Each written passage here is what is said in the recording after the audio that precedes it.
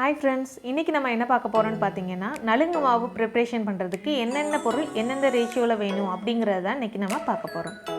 இந்த நலுங்கு மாவு preparation இந்த லிஸ்ட் பாத்தீங்கன்னா எங்க பாட்டி வந்து எனக்காக தந்தது. இதுதான் வந்து என்னுடைய பசங்களுக்கும் போட்டுட்டு இருக்கேன். இந்த மஞ்சள் வச்சு தான் வந்து நான் என்னுடைய சோப்பு நலுங்கு மாவு சோப்புலாம் பண்ணிட்டு இருக்கேன் फ्रेंड्स. இதோட லிஸ்ட் இப்ப பாப்போமா? கஸ்தூரி மஞ்சள் ஒரு 1/4 கிலோ.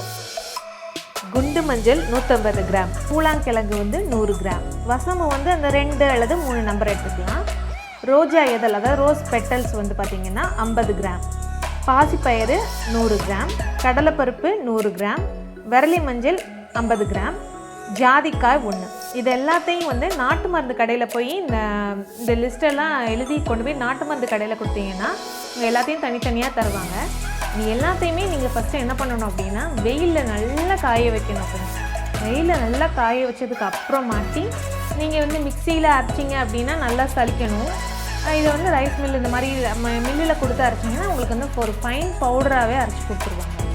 இந்த பவுடர் தான் நான் வந்து சோப் மேக்கிங்க்கு யூஸ் பண்ணேன் ஃப்ரெண்ட்ஸ். இந்த பவுடர் உங்களுக்கு வேணும்னாலும் நம்பருக்கு இதில் உள்ள நம்பருக்கு வந்து நீங்கள் மெசேஜ் பண்ணிங்கன்னா உங்களுக்கு கிடைக்கும்.